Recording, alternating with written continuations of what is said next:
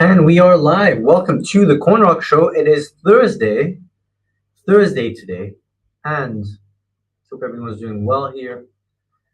The market is looking a bit better, still a bit choppy as it's been for the last several months, but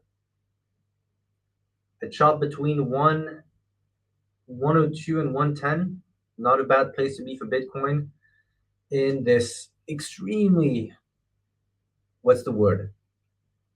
extremely tense geopolitical situation.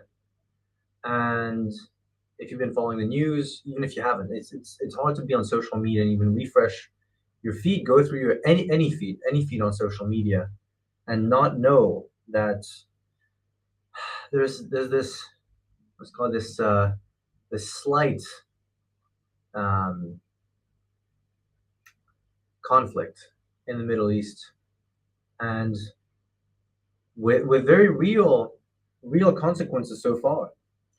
Not to get too political on these shows, but yeah, it's very unfortunate, to be honest. I mean, I don't know anyone who's happy. Maybe the politicians are happy. It seems like they're definitely, especially on the U.S. side, even in Europe actually, seems like they're actually okay with this, with the amount of loss of life on both sides. Because I think what's interesting is no one wins in a war, right? I mean, there's so much damage done that, again, I'm in no means a war expert. I mean, I've studied history, a lot of history, probably more than most, conflicts, and of course the U.S. The history of the U.S. since World War II, and gone down the rabbit hole too. It's very unfortunate to see that there is already today loss of life, and when everything could be much more peaceful. So people say, you for this or you for that, and I'm sure you hear those questions too on social media, right? Oh, you have to be pro this, pro that, anti this, anti that. I'm just pro peace. Just that's it. I'm just pro peace. I just want people to get along, and I think that we have more in common as human beings. We have more in common than we think, than many people think. And I think it's very unfortunate to see so many. Of course, it's always innocent people who are in the seen as numbers on a spreadsheet and collateral damage in these global conflicts. So hopefully it doesn't escalate. I am pro peace. I don't care about who you are. I've good Israeli Jew friends. I have very good Muslim friends. I I never judge someone just from a religion standpoint. I mean, there's good and bad everywhere. I'm just pro peace. I just want people to get along and be friends. And of course, there's always going to be conflicts, right? I mean, history is full of conflicts and blood, and going back thousands of years. We're not going to change that. But with the amount of weaponry we have now, and the ability to press a button and just erase entire countries from the map, I think a lot of these politicians are extremely misinformed. I would encourage everyone to watch. Whether you like the guy or not is irrelevant. I think it's important to even watch people that you don't like. You should watch the interview that Tucker Carlson just did with Ted Cruz in the U.S. It's a very good representation of many things in that interview that are completely wrong with the way politicians are driving these wars that really define countries, and where civilians always pay the price. So we're extremely close. The world is. This is not even to be. I don't want you to fear max, but it is an extremely tense situation geopolitically. I've taken a strong interest in geopolitics for the last, I'd say, 10+ years. I've read dozens of books, watched hundreds of documentaries, really studied a lot of the many of these issues, and it's a topic that I'm very passionate about. So, you know, I encourage everyone to do their own research. I think that seeing the technology that every country has today, I think it's better that everyone take a step back and go to the negotiation table and talk, because the the the consequence of not talking is always conflict, always. Um, and more often than not, these conflicts can be resolved fairly, I wouldn't say easily, but in a much more in a much nicer way than the other option. So, which look at what happened in Iraq, right? Afghanistan over the last 24 years. You've probably seen that meme where the U.S. went to basically eliminate, right, get rid of the Taliban in Afghanistan. Only 20 years later, only now to have the Taliban now back in power, and everyone's okay. So it's like, I think there's a better way. I think that it's been, one thing I will say is it's been very interesting to see which politicians are anti-war or anti-conflict, and which ones are pushing and trying to come up with these narratives, right? And I think it's very interesting to see that. And this, by the way, directly affects your bags, right? I mean, look, if everything was peace and love, and we'd see crypto much higher. So it has a direct impact on your bags. The downside is you have zero control over this, right? We are merely observers. Even if you take a strong interest in the topic, there's nothing you can personally do. So with that being said, you can only control your emotions. You can only control the way you think about what's happening. You only have an impact on your own portfolio. And but as a whole, yes, I mean, is it bullish today? I don't know. I mean, we're 39 points, like under 1% Bitcoin, 1% ETH. I mean, nothing's happening in the market. The market is extremely stale. There's no real narrative happening. I think it's the builders are building, right? The like projects are building, things are happening on the in the background, but the market is not moving. Market will not move. Yesterday we saw. Let's have a look here. This was 2 days ago. No, this was yesterday. Senate. So this is great, right? So we talk about this, despite the market being extremely slow. In this case, yesterday, I think the big news was the big nothing burger of the Fed, of course.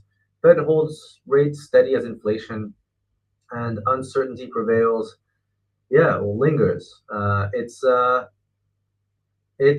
like nothing's happening. Like literally nothing's happening. So right now, everything. I think everyone is watching what's happening in the Middle East. I think one thing that we've all noticed is we live in a headline-driven world, right? And the news, the runway, or the longevity of these news headlines, 12 to 24 hours at this point. It's interesting to see if you really, really pay close attention to social media, and you kind of you can actually notice the narratives being pushed by both sides, pro conflict and pro peace, right? Those two opposing sides. I personally have been very disappointed by Trump. Very disappointed. I think many Trump supporters. Not that I agreed with everything he ran on, but one thing he did run on was being like that phrase, the president of peace. What happened? I mean, like what happened? It's extremely, like, it's frustrating. It's frustrating. I think millions of Americans, and if you guys are Americans here, I'm curious to see what you guys think. I'm not American. I am very disappointed by the way Trump has just flipped. And so there's a very, I don't know what you guys think about Putin, I think he's one of the smartest politicians in history. There's nothing he hasn't seen. He has outmaneuvered the West, but that's a story for a separate day. Point being, he said something very interesting. I think it was yesterday or today, and he said this over the years too. He said, "You can change the suit and you can change the suit in the office, right? So you can change the president in the White House, but you actually won't change the trajectory of the country. You won't change. Why is it that you can change presidents and the policies remain? I don't know. It's an interesting question. I mean, I'm sure if you do some research, you'll get to the bottom of it too. It's an interesting question. Let's call a spade a spade. Trump ran on the premise of I will end the Russian and Ukrainian conflict day one. He's been on for 5 months now. Can he end it in one day? Probably not. Can he be more proactive? Of course. Then, of course, the what's happening now, you know, running on like an he has lost his base too. Many people who are pro Trump, not on the extreme MAGA side. And that's fine. Whatever you think, that's the beauty of the world we're in, right? You're free to believe and follow and like and not like whoever you want. But the point is that he ran as a solution to conflict, as a peace, as a solution to all these conflicts and bringing peace.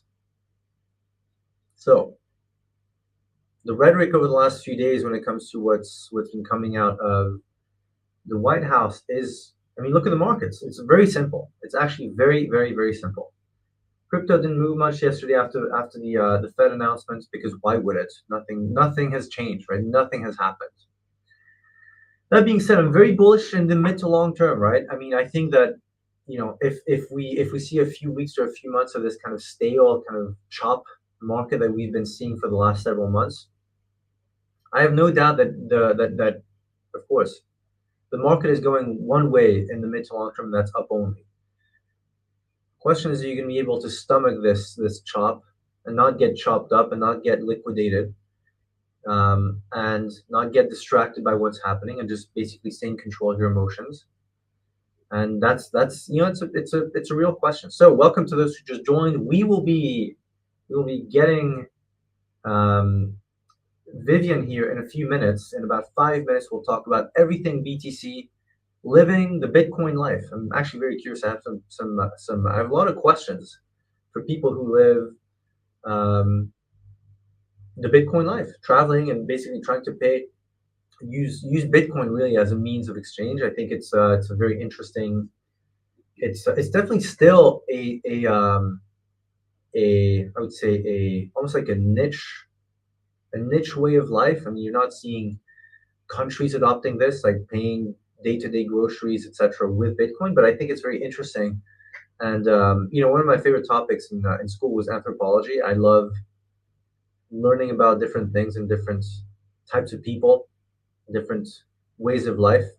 And today's the Bitcoin life. So let's see. I'm not a maxi. I think I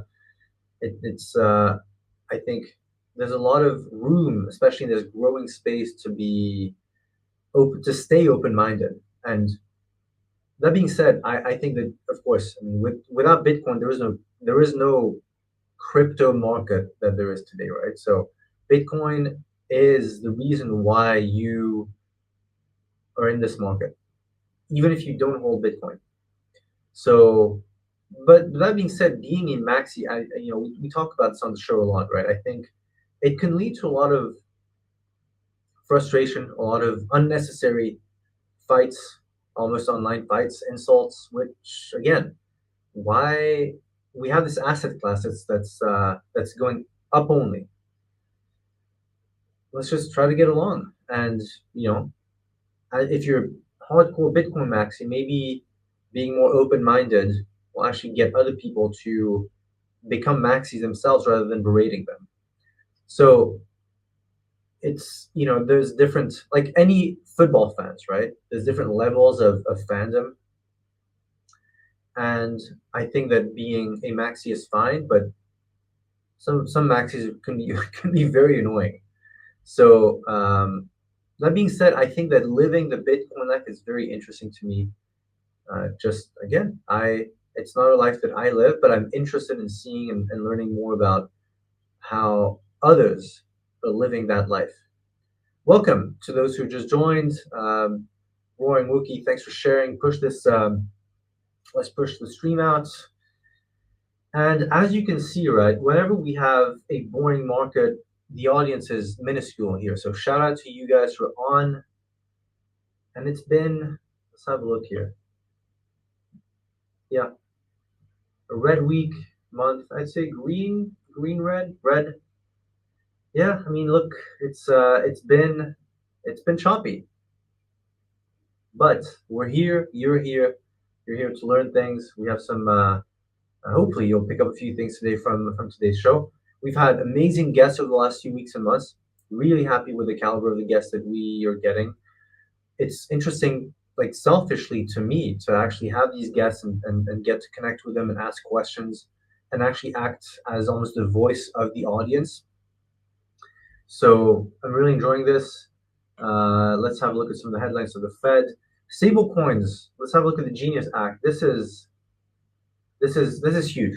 This is huge. So stable coins have been in the news for I'd say a good 12 to 18 months now, but accelerating now. Look at this. Senate passed the Genius Act for stablecoin regulation framework. This was yesterday.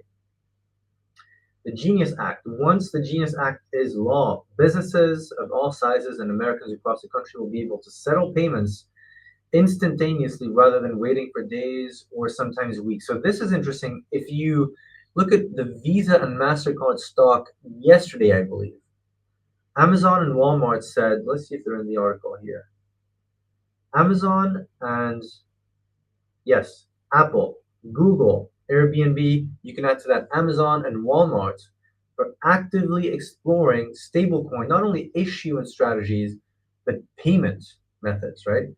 As someone who's been in e-commerce, so selling things online for 20 years now, more than 20 years, I'm looking at 2025.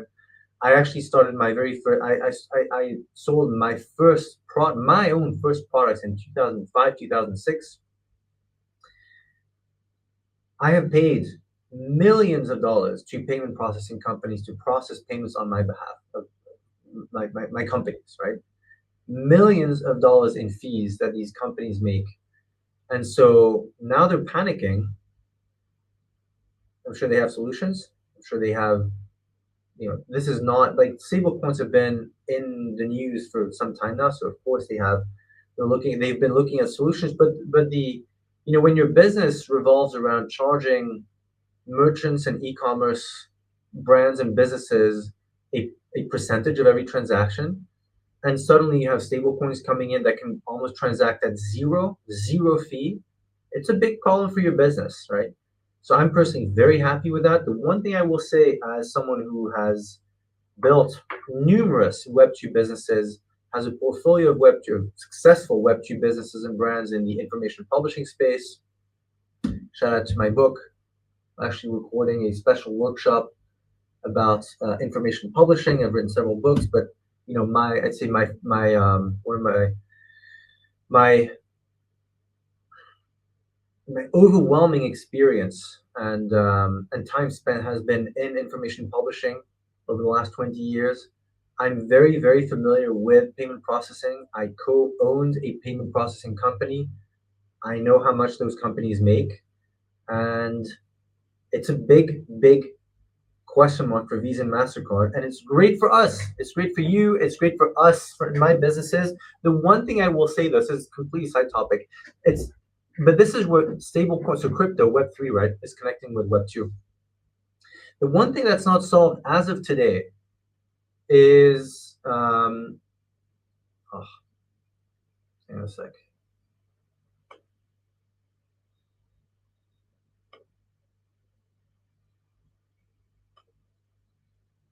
Let's have a look here. Looking at the mic. The mic should be okay. No? Let's have a look. Let me just flip the screen for a sec here. All right, so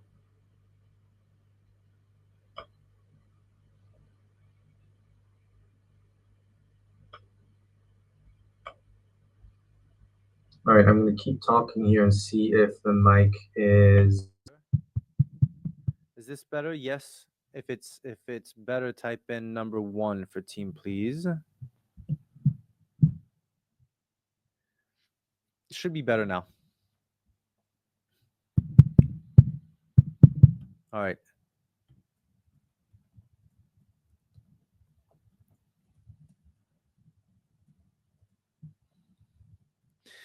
Okay, so we will be joined by Vivian in a few minutes here, probably in the next 2 minutes. Team, if you can confirm, please. And then, so finishing off with the stablecoin news. This is big. Why? Because the Treasury, the Secretary of the Treasury, right, Scott Bessent, is extremely bullish on it. Which also, remember a few years ago where there was the talk about Bitcoin replacing the dollar, and that's a no-no, right? There was no way the U.S. the government would allow the dollar, which is one of its best weapons, right, for U.S. dominance in the world. That's what the U.S. dollar is, right? It's a medium. It's a way to control other countries. Again, I highly encourage you guys to read about this. Bitcoin would have never replaced. I'm not a believer in Bitcoin replacing the U.S. dollar at all. I think that would be extremely problematic, and I don't think that's going to happen. But stablecoins, yes, maybe not replacing the U.S. dollar, but look at this. Recent reports reporting projects that stablecoins could grow into a 3.7 trillion market before the end of the decade. That's 5 years from now. I'm bullish on that. The only but is recurring payments, because as of today, we have not found a solution where you can actually charge a stablecoin, and I'm sure someone will come up with it, but on a recurring basis, right? If you pay Spotify or Zoom or Netflix with stablecoins, as of today, we don't have a recurring billing option, which is something that my Web2 businesses do a lot of. So right now, there's a lot of things we can't switch, but stablecoins, yeah. I mean, I'm happy to put several of my businesses on USDT and USDC. So with that being said, we'll take a quick 1-minute break. Stay tuned because we'll welcome Vivian here in a few minutes. I'm just going to mute myself for a second, put the BRB banner, and we will get Vivian backstage, and then we'll be back on talking about the Bitcoin lifestyle. Hey, Matthias here, and if you're enjoying this and want access to even more alpha, early stage deals and opportunities, and also behind the scenes insights on the markets, hit the link in the description and make sure you're subscribed. It's free and it puts you ahead of the curve. Let's get back to the show. And you should be good to go. All right. Can you hear me? Let me actually use the headphones so easier to hear you. There you go. Cheers, cheers. Hi, Matthew. Hey, how's it going? Welcome. Good, good. Can I call you Matt or Yep, Matthias? that is fine too. Okay. How do I pronounce your name, by the way? Feel free to call me Vivian or BTCviv. BTC Viv, That works Vivian, too. very good. Yes. All right, so welcome everyone to the show. Welcome, Vivian. I'll just read the quiz. So the way we start these shows is I usually read the bio we have, but then I want you to introduce yourself, tell your story, and then we basically just go with the flow and see where things go. Yeah, for sure. So, Vivian, BTC Viv is a passionate Bitcoin advocate who elevates Bitcoin companies through marketing, communications, and immersive experiences. She serves as the event director of Bitcoin Asia, which is part of the global Bitcoin conference circuit, where she bridges East and West by bringing the international Bitcoin community together to learn, connect, and build. Vivian is also the producer and host of Life with Bitcoin, a lifestyle podcast that explores personal transformation through the lens of Bitcoin, centered around the question, what is it like to live as a Bitcoiner? I myself have questions for you about the questions you ask on your show. Definitely. As a singer-songwriter performing under the name Ivy Lumi, she expresses her creative voice through music. She sees this artistic venture as another way to bring people onto the Bitcoin standard, not through direct education, but through love, emotion, and the universal language of storytelling. And across her work as a marketer, podcaster, artist, and Bitcoiner, BTC Viv is committed to exploring and shaping the broader narrative of Bitcoin's cultural and philosophical impact. That's a lot. So, welcome to the show. What, like, tell us more about who is BTC Viv? Definitely. So I would say the journey of BTC Viv started when I entered the Bitcoin space, which is the beginning of 2021. Unlike most Bitcoiners who became a Bitcoiner and would love to make a living in the space, I actually did it the opposite. I came into the Bitcoin space with no knowledge or context of any cryptocurrency. And I was doing my master's degree in London during lockdown, during COVID. And I was doing I had a freelance practice at the same time doing marketing and communications work for pretty much a broad spectrum of clients from big or Yep. small. And I got this gig in the Bitcoin industry, and I was making it very transparent that I don't have any context, I don't have experience in the space, but I'm a quick learner, and I've always learned a lot from my past project, and we chimed. So this is how I got into to the Bitcoin space. I got a Bitcoin job, and because I'm in the section of marketing communications, you really need to know what you're talking about in order to Yep. do a good job. So I had to go through a very steep learning curve trying to understand what Bitcoin is. I remember struggling listening through these blockchain 101 Yep. podcasts and being a non-technical, non-mathy person. It was a little bit painful, but Yep. it was the freedom aspect of Bitcoin that really made my eyes open about, okay, so this is what Bitcoin can do for human beings, and this is what Yep. Bitcoin can do for individuals. And me myself, I'm a freedom maximalist. So once the freedom aspect started to surface for me for Bitcoin, then the conviction grew pretty fast, and the rest is history. Nice. Very cool. How did you end up working with the as the event director? Basically, how did that transition happen? Right. So it's funny enough. When I got into the Bitcoin space professionally, it was the time when we didn't have that many Bitcoiners to hire from in the workforce. So you Mm, still work with a lot of people who are coming from their own industry but very capable, and then they're catching up on the Bitcoin knowledge. However, yep. so this was a time where you, and because Bitcoin is so proof of work based, if you can prove that you could do something, the job is yours. Basically, there's a saying of Mm, you get promoted to the job you're already doing. That's 100% true. That's even more true in Bitcoin. You really have to let that proof of work shine through before you earn the trust from the community.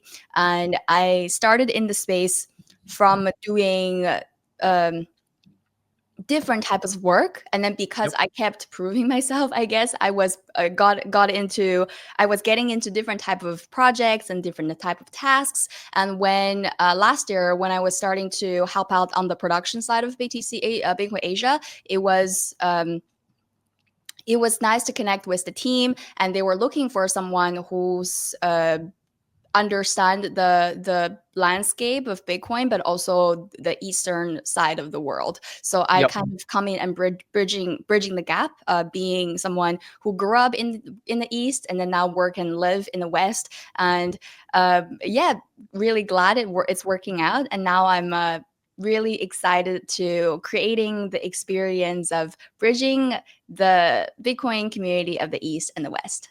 Yep. Very cool. I was just looking at Bitcoin Asia conference. So what's the handle for the actual conference? Right. So, Bitcoin Asia, I'll give you a little bit of context, is part Yep. of the Global Bitcoin Conference series. The latest one that just happened was end of May in Las Vegas. Got Um, it. So my so question was, is it related to the one in Vegas? Yep. Okay. yes. So it's the same Nice. organizing team. Is part of the circus. There's this year for international events, there's the Bitcoin Asia coming up at the last week of August, which is Yep. August 28th to 29th in Hong Kong. And then there's also Bitcoin Mina that's in the pipeline, probably at end of the year. That's still Yep. part of the Bitcoin conference circuit, where we had the flagship event always in the States every year. And then there's the international events where we bring the US audience to the different parts of the world and Yep. vice versa. So for anyone watching, this is the conference, right? This is the big Bitcoin conference that happened, a month ago, just under a month ago in Vegas. Eric Trump spoke. I mean, all the big Bitcoin, Sailor, of course. So all the clips you guys have seen online about the big Bitcoin conference, this is it. So I think it's important because there's also so many new conferences popping up that sometimes people don't understand which one is which. This is the big one. So, so how many attendees in the Vegas one? I have maybe 20, at least 20, 30 friends going to that event who went to, I didn't go personally, but Yeah. it was a very, very successful one. How Yeah, many, definitely. what are the numbers that you can share? Oh, don't quote me on this, but I actually didn't make it because I was supposed to Yeah. support on site, but last minute I lost my passport. So this one had to sit this one out, but next year Yeah. we'll definitely be there. Next year we're planning for an even bigger one for over 30,000 people. It's gonna be at the same venue at Venetian in Las Vegas, and this Nice. year with people getting familiar with Las Vegas and more people seeing the great event this year wanting to join, next year we'll have more capacity for that. That's funny. Vegas. So the story. So yeah, I've been to Vegas a lot, like many people. I actually got married during COVID.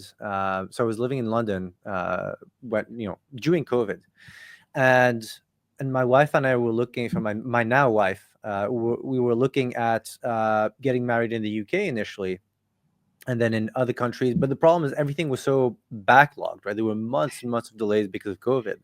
Right. And so travel was so difficult during COVID in Europe that we said, okay, the easiest way to, and I never wanted to get married. I mean, it was never like a big thing for me, but we figured out that getting married would be much easier just to be together and travel, because that, it was like peak COVID, you couldn't travel, like countries would literally refuse, and borders were closed. And so we got married in Vegas. Easiest way to get married. Yes, for anyone watching, getting married in Vegas is a real contract. Like, this is like a real, like, you might have seen movies with it being not real. No, it's a real contract. You actually get married. We did the whole like Whitechapel thing where with Elvis, it was, we made a Vegas thing out of it. And we actually stayed at the Venetian. So I know the Venetian actually really Oh, well. Yeah, nice, yeah. nice. You go all the way back then. Yeah, that's why. So next year is also the Venetian. Yes, correct. Nice. Yeah, good. Okay, so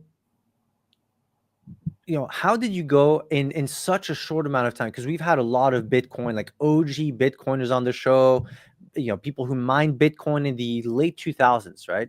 Mm, You're relatively new to Bitcoin, right? You said 2021. yes. How, like, your progress is amazing. I'm not surprised, not to generalize, but you correct me if I'm wrong. I'm sure you're Asian, and my co-founder and partner is Asian too, business partner, and I joke about it, but he never sleeps. He works nonstop. So I'm not surprised that you've had this amazing rise. But how did that work? Basically, going from, you said it yourself, not really knowing the industry, and then literally running teams and being the event director of the event. I would say there's a lot of to work in Bitcoin, and you need a lot of passion. You Yeah. really need a lot of passion to do great job. And if we think about it, it's actually true for all industry. If you're not into an industry, even if you're extremely hardworking, you're never gonna outperform those people who are passionate, also hardworking. Because when you're Yeah. passionate about something, you become uh you become intuitive with it almost. It's kind of like your intuition's way telling you what you're good at. That's why you're feeling passionate about certain things. That's why you feel happy about doing certain things. I'm a very intuitive person, so I'm very I listened to my intuition a lot. So when after I started to realize the freedom aspect of Bitcoin, it became Yep. a no-brainer for me to really start to contribute in this space. And I grew up as a I'm the single child in the family. I belong to the one child generation in China. And growing up, I had this sense of guilt in me. Mm. So, like, I would watch TV and see this African children, like, no electricity, no water, no Yep. anything. And I would feel guilty as a kid. And Mm. I thought to myself, so what is the difference between me and them?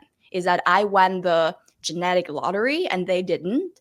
Yep. And I didn't choose this life, and I was given this life. I was offered this life, but for them it's the same. And our difference is that I we draw different tickets, and they were there, and I'm here.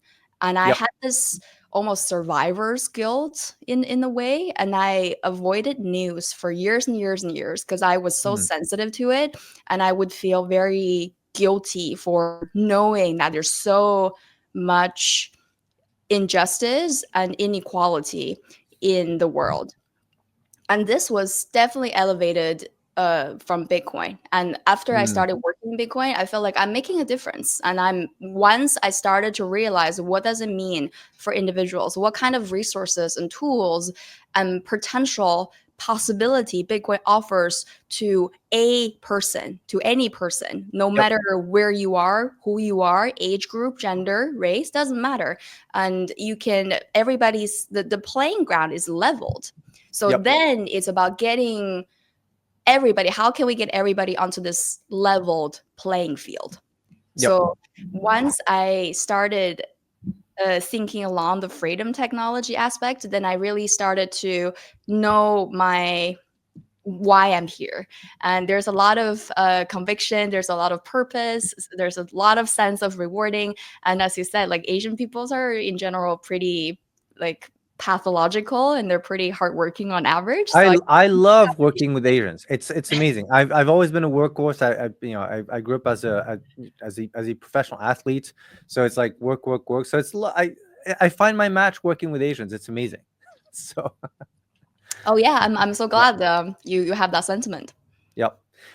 So the question that you mentioned on the podcast that you have, it's centered around the question, what is it like to live like a Bitcoiner? So let me ask you the question, because you've interviewed a lot of people. How is it? So it, what gave you the idea, first of all, to actually start the show? Right. So I'll step back a little bit. So when I came to the Bitcoin industry, I almost got lucky because I don't like numbers, and I'm not a technology savvy person. Yep. I like art, I like culture, I like music, and these are the things like creative things, and the emotional human aspect of things are things that I'm naturally drawn to. And I'm sure a lot of people are like that. But if you think about it, like at this point, for in even Bitcoin have been around for 15, 16 years. If you think about it, the Bitcoiners right now, they're largely either into economics or they're into technology.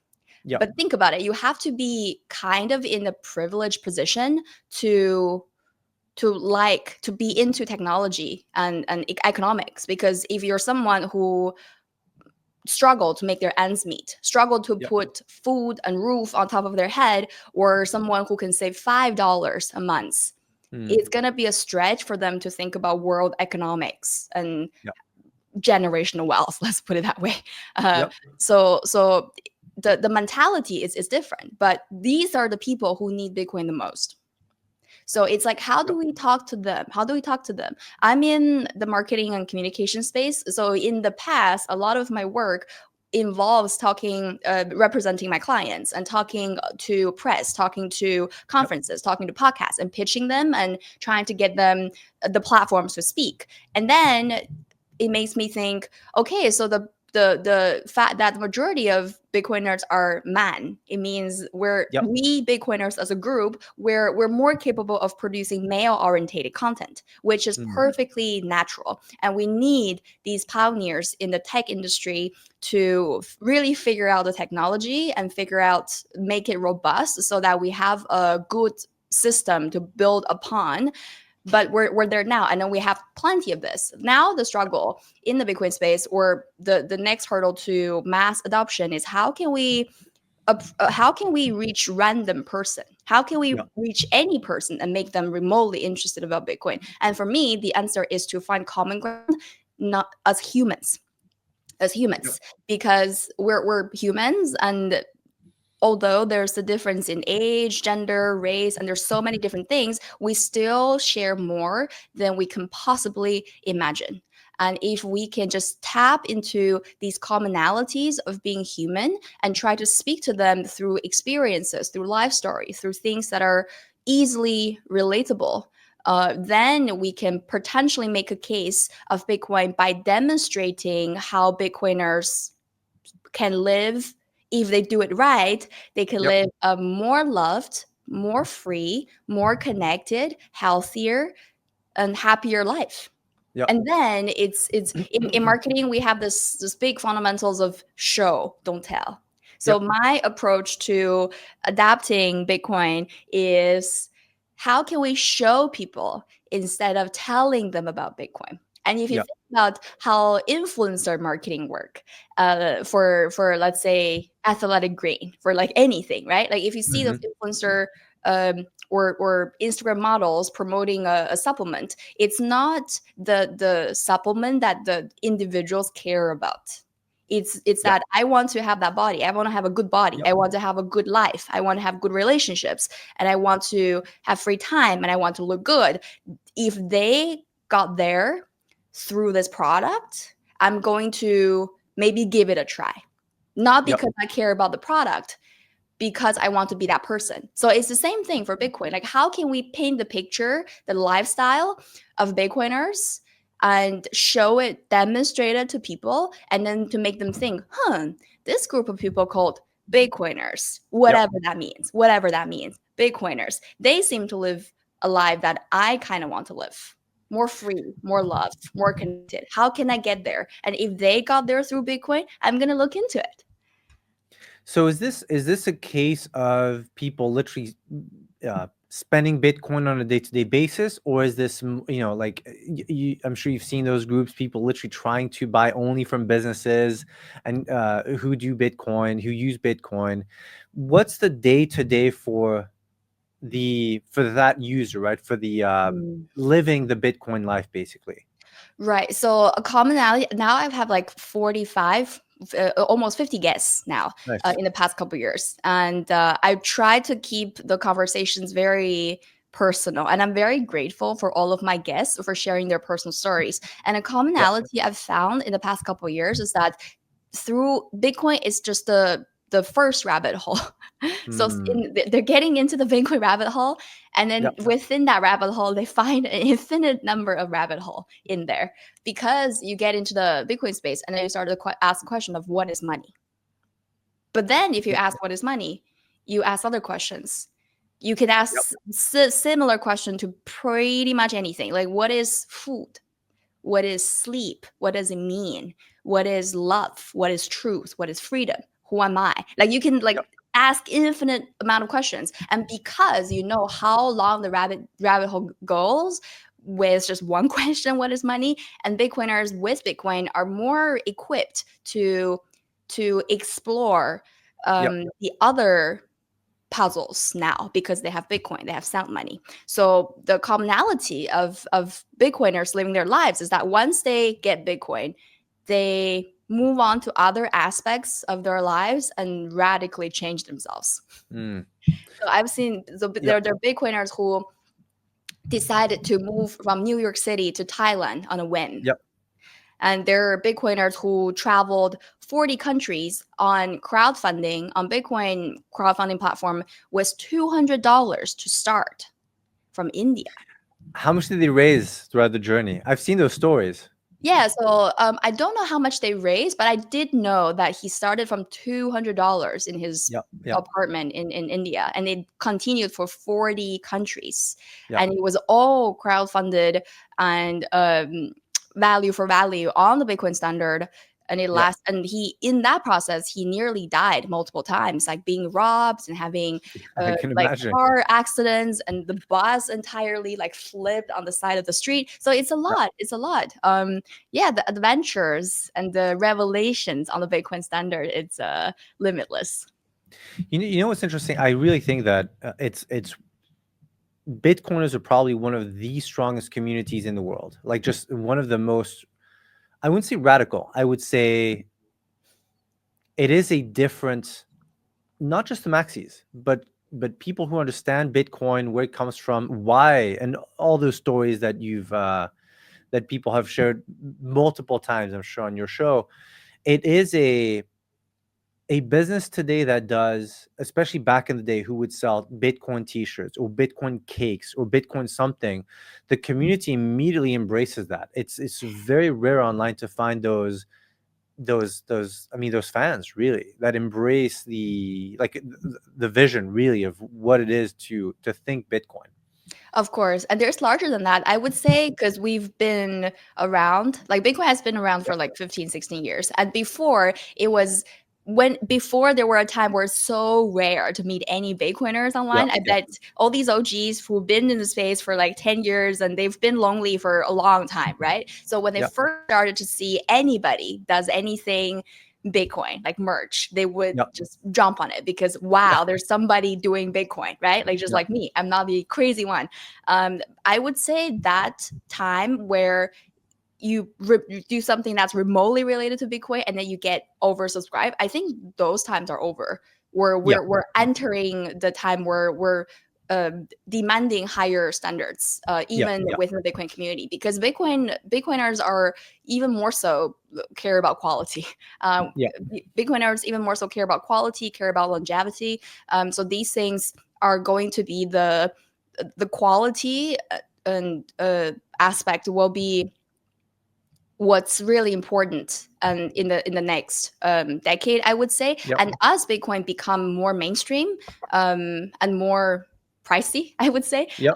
pricey fiat wise, more people will want to hide the fact that they're Bitcoiners for Yes. safety reasons. So we will need to see there's a demand for creatives as well in the space to produce more like subtle and Yep. classier art that have Bitcoin ethos embodied in them, with so that people can still showcase of who they are without being exposed. Yep. So I'm really interested and looking forward to see how would that landscape looking like unfolding in the next 5 years. Yep. Yep. One thing I wanted to ask you is if you look at the last several events, right, from the moment you got into this Bitcoin space, and you look at the live events, the conferences, how has the audience changed? How has the events evolved in general? Um, what type of attendee goes more now versus a few years ago? What are you noticing as if you take a step back and you zoom out when it comes specifically to the events? Hmm. I would say the differences I've noticed the most are between markets. Mm, There's how the West markets approach Bitcoin is very different from the East market approach yep. Bitcoin, and I was shocked by this too at last year's Bitcoin Asia. I didn't realize because I live and breathe the culture of Bitcoin in the West. Yep. So Bitcoin Asia was actually eye-opening for me to get more Mm, understanding of how the Asian community build on Bitcoin. And it seems like the Westerners are uh, Europeans, North Americans, were when we were talking about Bitcoin, we still focus very much on the fundamentals and base yep. layer, Okay. self custody, wallets. Like a lot of the products we're seeing are like physical products, like Yep. miners and wallets and along these lines, self custody. Like there's huge emphasis on what is Bitcoin, proof of work, digital gold, sound money. So there's a lot of base layer narrative, and then the Yep. only layer two that seemed to take a lot of traction is Lightning. And this is not Yep. the case in Asia. Lightning is way less popular Mm, in Asia, and the Asian community, they take Bitcoin more as a technology, and they're thinking about how can I yep. do with it? How can I do on what can I do on top of it? So they are a lot more layered. Rather than just own it as an asset. Right. Oh, got it. Right, right. So Yep. they're using it as a fundamental tech underlying technology, and they're way more explorative with it. Mm, what are some of the layer 2 Yep. projects? And so you see a lot of layer 2s. You see a lot more DeFi's. You see a Yep. lot more staking projects. So they're treating Bitcoin as a investment vehicle, but they're building financial product on top of it, as well as different applications. So they're the Yep. conservative approach and then the explorative approach, and that's between the east and west in the Bitcoin space, I would say. And that emphasis really show in the vibe of the events, if we loop into the event Interesting. context.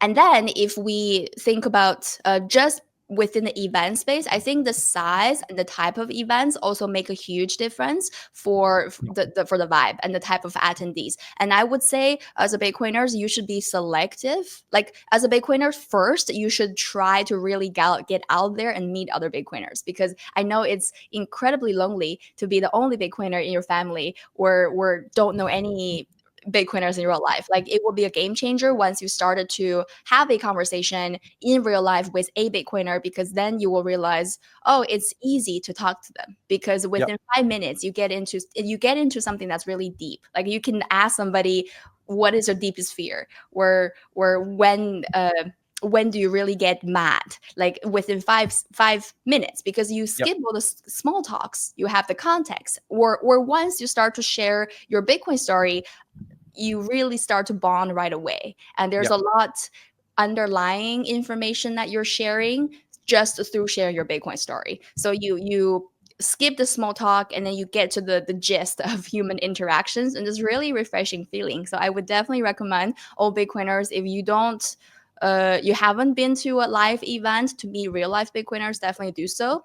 The size of the event and the purpose of the events also matters. They're smaller, intimate, more intimate meetup type of events, where it's Yep. really meant for individuals to take their chances, plant their seeds, and you never know who you meet there. But you also have those conventional grade events, and it's more business driven. It's a lot more going on, and I would say it's a combination of leisure and for professionals, because there's always so many great destinations where Bitcoin conferences take place. Um, Yep.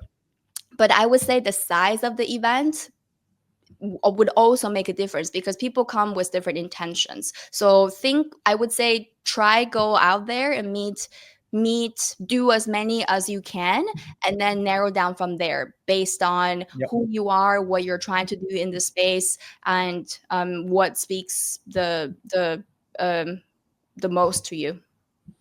Yeah. One thing several of my friends mentioned about Vegas specifically was the attendance of that was more business heavy than 3-4 years ago, because now corporations and institutions are looking at it.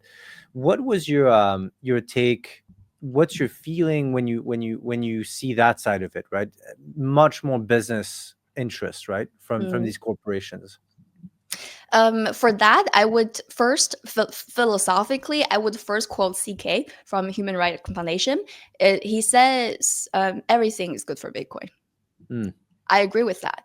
Yep. Bitcoin Yep. doesn't care, right? So it's for me, I really think along the plane of Bitcoin adoption, and how can Bitcoin get in front of each individual. Like, I Yep. really think along the plane of individual. How can individuals adapt Bitcoin to benefit their life? How can individuals start from fixing themselves before they go on fixing the world? So I'm all from, like, bottom up approach in that regard for transformation. So in that regard, what I would say is, for businesses to adopt Bitcoin, one impact in the area that I care about is that more people will be exposed.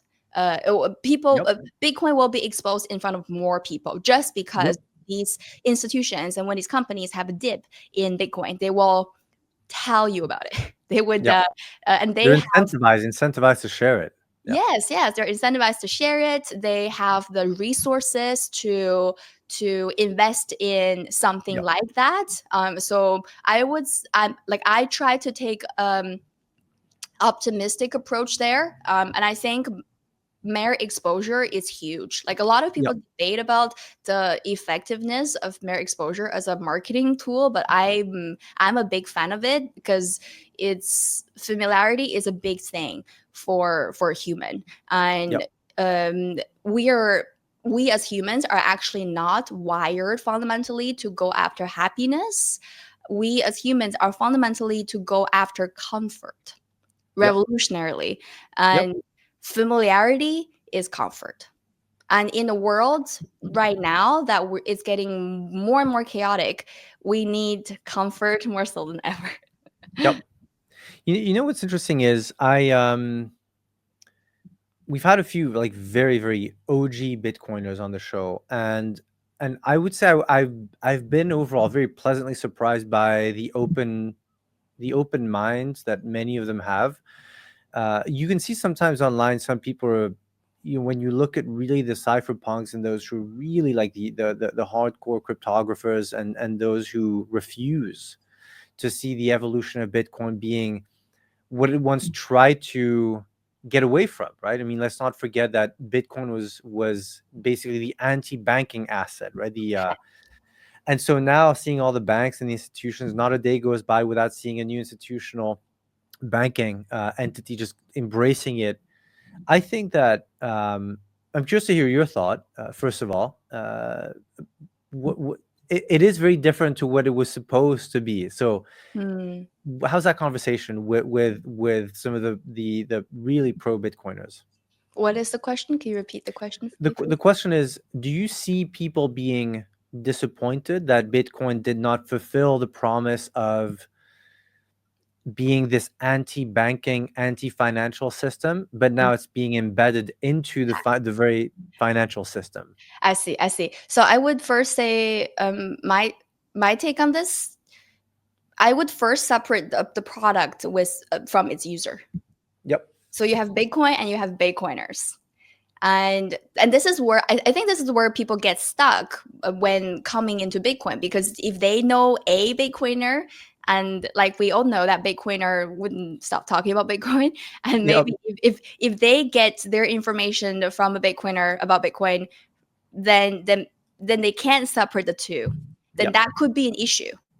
So for this, I would say Bitcoin is what it is, and everything is good for Bitcoin. And I would say it's a user's choice which path they would like to take. There are benefits in both, and we need both teams Yep. to really fulfill the end goal. And I would say it's a divide in personal philosophy, and I would um and we should as individuals should try to first integrate Bitcoin in our lives, and we should be the carrier, the vehicle of our philosophy first. So Yep. I would always advocate for individual transformations through Bitcoin before anything else. And a lot of people would say, oh, they blame authorities for XYZ, and they think I am in this position because of these geopolitics situation and because of and that's correct, but I would also encourage everyone, including myself, to think along the line of what else can I do? Like if I'm not, whether I'm happy with the status quo or not, there's always something that I could do. And I would say in the case of Bitcoin, because everything is good for Bitcoin, it Yep. really grants individuals the freedom to freely choose based on their values, and it encourages everybody to be radically honest with themselves. And this is why we see Bitcoiners go through such radical changes after they adapt the Bitcoin standard.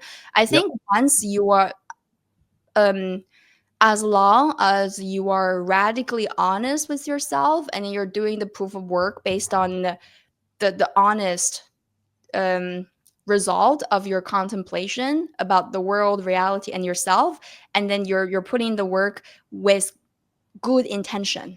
The Yep. intention is important. With good intention, then all roads lead to Rome. What are some of the biggest transformations that you've heard on the podcast? People who changed their lives completely after getting into learning about Bitcoin. All of them. This is the short answer. Yep. Because it's sometimes they get into Bitcoin and then they change their life radically in the way that they booked a one-way ticket and got rid Yep. of this Sure. place, and then they just made a random move and then stayed. So some things sometimes is about the radical change about their Yep. life by Yep. themselves, and sometimes is the same life, but their mindset is radically changed to the Yep. point that it doesn't even feel like the same life anymore. Just because they are more interested and they've opened their mind to a different way of accounting, a different way of owning an asset of like And that's a it. start. That's a start because Yep.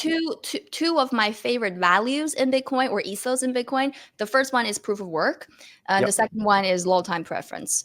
Proof. I would say like how if people ask me how to distinguish between proof of work and proof of stake, and this is my answer. Think you're in a math class and you're taking an exam in at school. The Yep. work kid is the kid who studied hard the entire semester and are going to get what they deserve in terms of effort. And then the proof of stake student is the Yep. one who's who's asking for good grades because he has the fanciest dictionary, Yep. or fanciest stationery or something. So this is my like the rough version of my explanation of the difference between the two. So once you understand the fundamentals of proof of work, you start to know that good things take work. Yep. If you want good things to happen, you have to work on it. There's Yep. no shortcut and there's no other way around. And combined with the low time preference thing, you get perspective, you get patience. So you can do good work. What is it, by the way? So just so you define it, because some people might not be Bitcoiners. What is low time preference? Low time preference, let's you can think of it as another word for delayed gratification. So to Yep. have a high preference, high time preference, meaning you're always prioritizing for immediate gratification. You're always prioritizing for what's happening for me right now.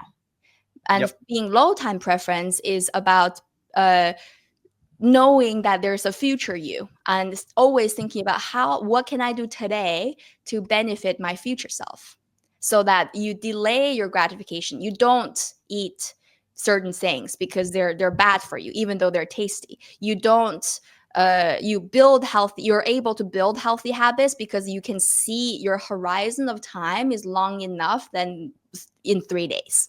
Yep. I'm sure you're familiar with the marshmallow test. It was the marshmallow test. So the marshmallow test is a study that they've done hundreds of times throughout history. I'll just read the you can Google this.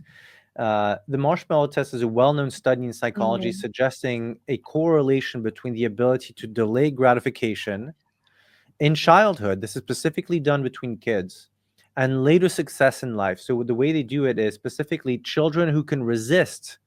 So Yes. they put two kids and they put a marshmallow in front of in either between them or in front of them. Uh, Children who can resist eating a single marshmallow offered to them in a test and wait for a larger reward. So it basically get one Yes. now or two Yes, yes. later. Directly, they correlate that to general success and happiness and basically overall success in life. Delayed gratification. For sure, for sure. Yeah, so that's the low time preference combined with the concept of proof of work. It's so powerful because when we Yep. think about it, it takes time to build momentum. And we have this idiom in Chinese saying 万事开头难. It means 10,000 things, like metaphorically speaking, which is everything. The Yep. hardest part is the beginning. Yeah. So when you and same thing like with you doing the show, like it's a lot of hours and a lot of work to start building the audience, start building the reputation, and you have to work on it long enough and Yep. hard enough to take it anywhere. But so Yep. if people understand the proof of work aspect but don't understand low time preference, and they may be running a sprint when they should be running a marathon, and then it's not enough because you need to run that far. But if you just know long time preference, low time preference, but no no real understanding of proof of work, then you can be too passive. You Yep. could be too passive and not do enough. So it really goes hand in hand, and you have to have deep understanding of the two and be able to really execute on it. I think that anyone who is not a Bitcoiner today, after watching this show, has to become a Bitcoiner. Just the energy you have talking about it. So we'll link all your socials, of course, to the episode, to the articles and everything. What is clearly you have a lot of energy and you love this. What gets you excited? Like what is exciting to you in everything you do, whether it's with the events or Bitcoin in general? The event business is very interesting. It really takes a lot of adrenaline and it really takes a lot of passion, because once Yeah. you're working on site for a week, you sleep like 3 hours a day for like a week, and then you're still very energetic because you're really into this, and there's You're so much buzzing. going Oh on. yeah. Yeah, We yeah. yeah, For buzzing. me, like I get bored easily. So Bitcoin, it's such a dynamic industry. It just Yep. doesn't get dull. Ever. There's so much going on all the time, and there's interesting people. I would say my biggest driver at this point in Bitcoin is the people. Mm. We say that, Bitcoin doesn't need you, Bitcoin doesn't need, but at the same time, Bitcoin needs Bitcoiners. Bitcoin needs Yep. nodes. And this is how the network is run and maintained. So I've met the best people on the Bitcoin standard, and the type of conversations, the type of interactions, the type of truth finding and love and care and healing that's happening in the Bitcoin community is phenomenal, and that's beyond money. Yep. As it should be, as life should be. So we as Bitcoiners, I believe we're returning to the basics once, and I think we will be continue to see this trend, and we're seeing this already. Because when I first got into the Bitcoin space, lifestyle wasn't much of a thing among Bitcoiners. Like you don't Yep. hear as nearly as many debates about should you be carnivore or not. Yep. It presents a different sets of puzzles of its own, but it wasn't an active topic discussed by Bitcoiners. And now we're seeing Bitcoiners taking more care about their health, caring more about, okay, how do I get good relationship? How can I improve my relationship? How can I improve myself outside of the scope of money? And this is what we're seeing Bitcoiners are doing, that I'm very excited to learn from and to Yep. see, and then hopefully through my show and my work in the space could provide platforms for people to, I guess, learn from each other so that we can all be best version of ourselves. Yep. Yeah. Yep. How many events have you been on site, like the full week? Full week. Oh, some of them, or maybe 3 4 organizers, Yep. and then some other events I would go as attendee. But even going as attendee, meeting friends from all over the world, it could Yep. be intense. Yep. But three to four as the basically trying to juggle all the balls at the same time, because we've run many different events for different businesses.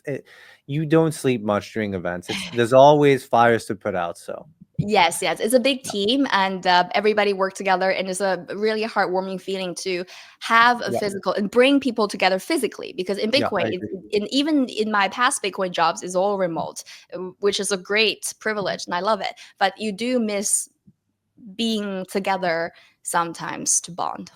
Yep. What about the singer-songwriter side of things? So is that a passion? Like how do you get into that? I would say it's a passion that was made possible by Bitcoin. If it wasn't Mm. for Bitcoin, the project wouldn't have existed. Oh, Like it's I'd a say, project. It's not just you. Oh, okay. So what is it? well, it is me being singer songwriter, and Sure. this is actually a really new development. I'm recently embracing this new identity, and my first musical record, an EP called "The Cure." Just released last month globally. Nice. So Very we did cool. the release with 5 songs that I wrote and developed with a friend and performed myself, and those are the songs that I wrote in the past 2 years, I would say, traveling Yep. in different places to the world because of Bitcoin. Yeah, got it. Okay. And so it's very different to when you think about Bitcoin, you especially now, right? It's a lot of talk about price action and investing in companies in Bitcoin treasury, and then you bringing also or adding a almost like more of a holistic vibe to what you do with the show, which is one thing, but Yeah. also I'm sure you attract a very different audience than some of the shows that are purely talking about price action and trading, right? Mm. So what are some of the how's that experience been basically showing? Because when you create anything, right, art, Mm. music, painting, you expose yourself, you expose your talents, you expose your flaws, your dreams, your goals. So how's that process been for you? Ooh, it's been a lot because I started in the Bitcoin space working behind the scenes, Yep, and yep, I had to go through a hurdle before deciding to do the podcast and becoming public, becoming like with my face and my name come out to share these yep, information publicly. And the same thing with music. There's the vulnerability comes with showing who you are and be honest with especially your personal lives and your personal stories. But I would yep, say it's this is why I emphasize I remind myself to always be radically honest, at least with my first with myself, because yep, then if I'm honest, I'm for real, and I mean it to for me, yep, then I would try to show up as me. This is who you are. This is who I am, and this is what yep, you get. And if you don't like it, that's too bad, but that's me. And yep, I'm honest with it. So then I wouldn't get into the situation where they try I hope I don't get into a situation where I'm trying to please, I guess. yep, So the vulnerability coupled with radically being radically honest with myself, I hope I would be having the strains and then the courage to always deliver the message that I feel like it's meant to be shared. yep. So yeah, yeah. It is very different once you put yourself out and seeing people's responses and people who support you and don't support you, especially when it comes to arts. It's a different category of responses you get. So we have about 5 to 10 minutes left. I have a few questions. What is one thing or several things that people watching this who are in crypto but who haven't Mhm. really studied or looked into Bitcoin enough? There's many of them, by the way. So maybe they came in through meme coins, which is fine. We're open to anything. Like we are very we don't discriminate on the show. What are some of the things that people can do today to learn more about Bitcoin? Of course, we'll link your show, but what can they do today, read about, learn about to get more into this? Ooh, I would encourage people, especially who are into the broader scheme of cryptocurrency or blockchain, Yep. to um, think about the philosophical and the personal implications of Bitcoin. Because Mm. if you're an investor, either you know working in the space or a retail investor, and you're in it for investment purposes, Yep. Bitcoin is the only cryptocurrency or only asset. Only thing or even that can offer the steps of uh personal like to look inward, to look within, Yep. and to Reflection. Yep. Yep. reflect. It's really reflective, and it doesn't, to my knowledge, other cryptocurrencies or meme coins or the assets, they don't have the same power Yep. to encourage ourselves to radically transform. So I would encourage, if you are broadly in the space, remotely interested, understand Bitcoin as a technology or not, try to forget about if you agree with Bitcoin technologically, Yep. but take a step back and try to think along the line of what Bitcoin means for human beings. Like, what does it do?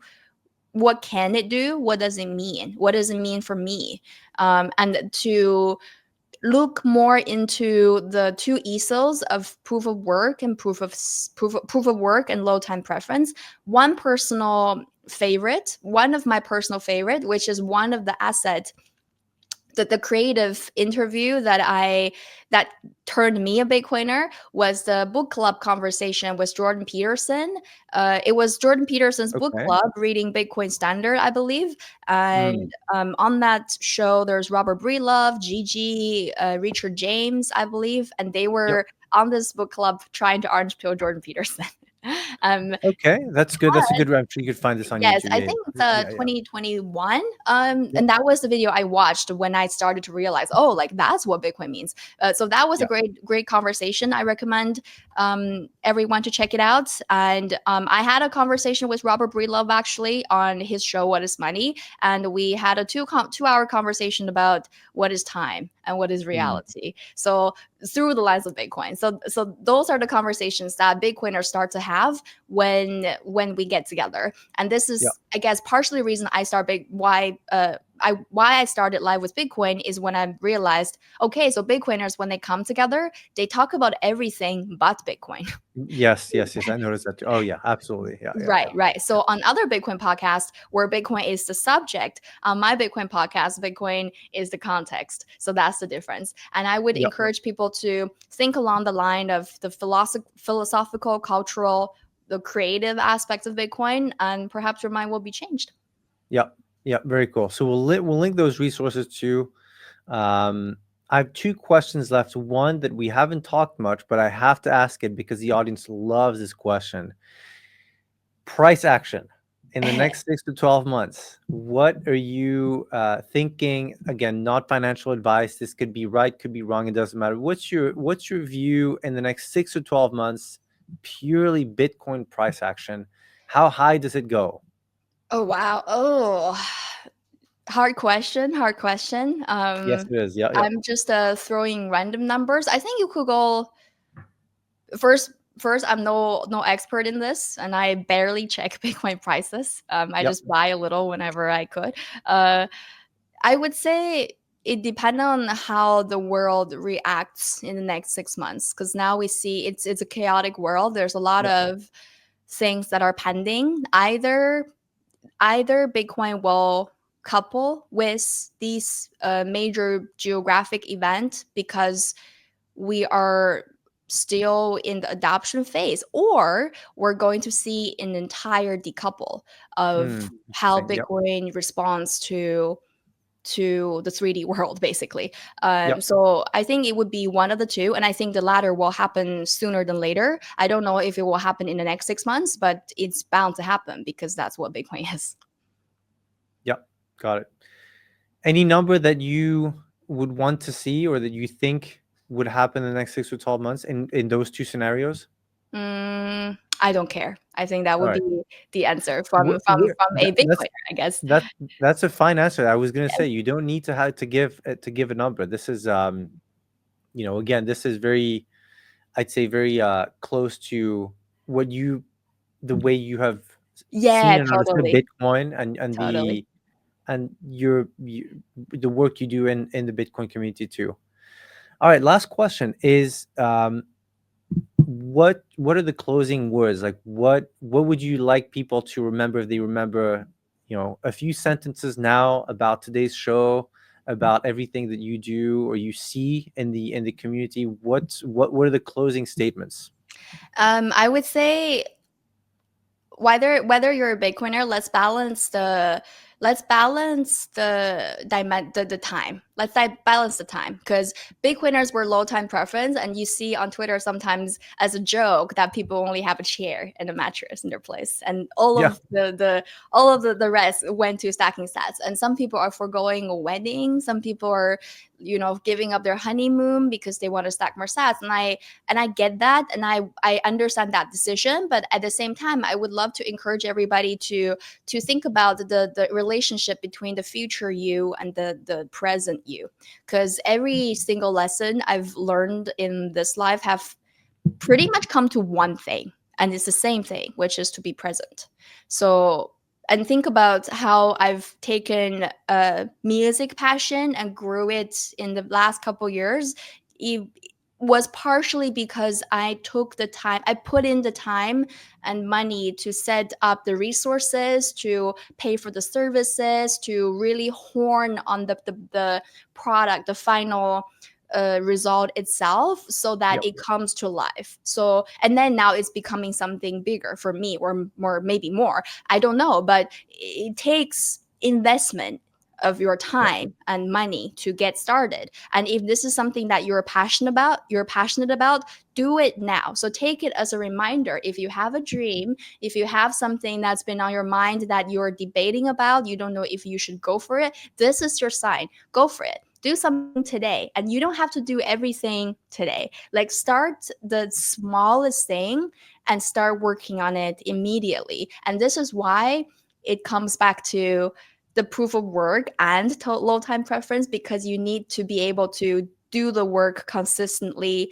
until you're going to where you want it to go. And that takes money and that takes resources. So do take the time, do spend the money on the things you love, on the people that you love, because in the end, it is about life with Bitcoin. And let's all remember to be present. Love it. I have nothing to add. We'll leave the audience with that. Thank you, Vivian, for coming on the show. We'll link all the resources you mentioned, and we'd love to have you back, maybe after one of the next big events, so we can debrief on that event too. Thank you for being on the show. Thank you, everyone, for joining us, and we will catch you next time. Thank you very much. Thank you for having me. Thank you. Hey, thanks for watching. If you got value from this episode, you're going to love what's coming next. So subscribe now. We drop new episodes and videos several times a week featuring power players, market movers, and insiders from the financial world. And if you want access to deals and insights we only share privately, hit the links in the description and we'll see you on the next show.